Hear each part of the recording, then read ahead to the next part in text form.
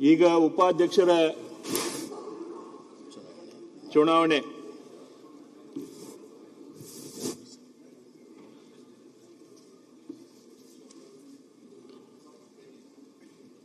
ಶ್ರೀ ಮಂಕಾಲ್ ವೈದ್ಯ ಅವರನ್ನು ವಿಧಾನಸಭೆಯ ಉಪಾಧ್ಯಕ್ಷರನ್ನಾಗಿ ಚುನಾಯಿಸಬೇಕೆಂದು ಮಾನ್ಯ ಮುಖ್ಯಮಂತ್ರಿಯವರು ಸೂಚಿಸುವುದು.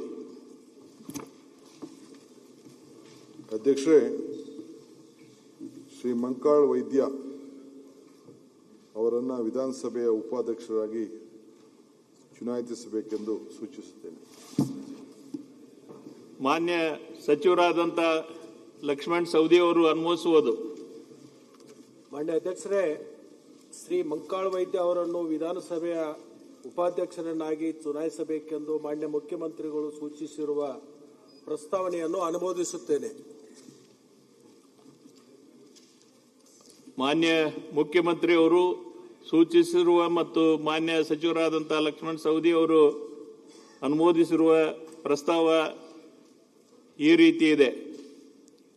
ಶ್ರೀ ಮಂಕಾಲ್ ವೈದ್ಯ ಅವರನ್ನು ವಿಧಾನಸಭೆಯ ಉಪಾಧ್ಯಕ್ಷರನ್ನಾಗಿ ಚುನಾಯಿಸುವುದು. ಈ ಪ್ರಸ್ತಾವವನ್ನು ಸಭೆಯ ಮತಕ್ಕೆ ಹಾಕುತ್ತೇನೆ. ಪ್ರಸ್ತಾವದ ಪರವಾಗಿರುವವರು ಹೌದು ಎಂದು ಸೂಚಿಸಬೇಕು. ಪ್ರಸ್ತಾವದ ವಿರೋಧವಾಗಿರುವವರು ಇಲ್ಲ ಎಂದು ಸೂಚಿಸಬೇಕು. ಪ್ರಸ್ತಾವವು ಹೌದು ಎನ್ನುವರ ಪರವಾಗಿದೆ ಎಂದು ಭಾವಿಸುತ್ತೇನೆ. ಪ್ರಸ್ತಾವವು ಹೌದು ಎನ್ನುವರ ಪರವಾಗಿದೆ. ಪ್ರಸ್ತಾವ ಹೌದು ಎನ್ನುವರ ಪರವಾಗಿದೆ. ಪ್ರಸ್ತಾವ ಹೌದು ಎನ್ನುವರ ಪರವಾಗಿ ಪ್ರಸ್ತಾವವು ಅಂಗೀಕೃತವಾಗಿದೆ. ಶ್ರೀಮಾನ್ಯ ವೈದ್ಯ ಅವರು, ಮಂಕಾಲ್ ವೈದ್ಯ ಅವರು ಉಪಸಭಾ ಅಧ್ಯಕ್ಷರಾಗಿ ಸರ್ವಾನುಮತದಿಂದ ಆಯ್ಕೆಯಾಗಿರುತ್ತಾರೆ ಎಂದು ಈ ಮೂಲಕ ಘೋಷಿಸುತ್ತೇನೆ. ನೂತನ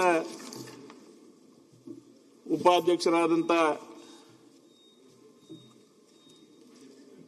ಶ್ರೀ ಮಂಕಾಲ್ ವೈದ್ಯ ಇವರು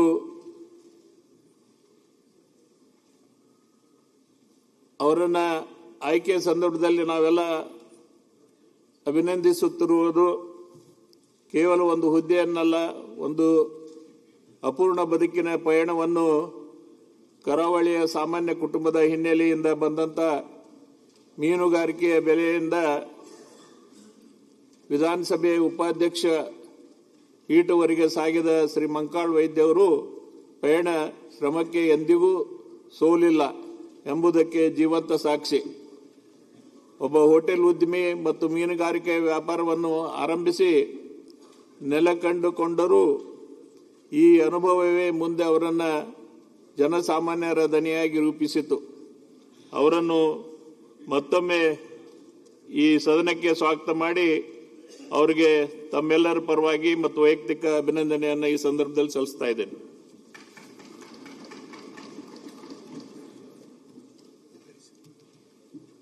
ಸನ್ಮಾನ್ಯ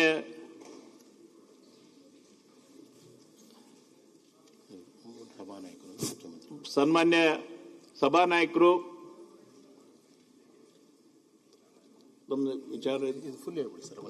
ಸನ್ಮಾನ್ಯ ಸಭಾನಾಯಕರು ಹಾಗೂ ವಿರೋಧ ಪಕ್ಷದ ನಾಯಕರು ಶ್ರೀ ಮಂಕಾಲ್ ವೈದ್ಯರು ಅವರನ್ನು ಉಪಾಧ್ಯಕ್ಷರ ಸ್ಥಾನಕ್ಕೆ ಕರೆದುಕೊಂಡು ಬರಬೇಕೆಂದು ಕೋರುತ್ತೇನೆ.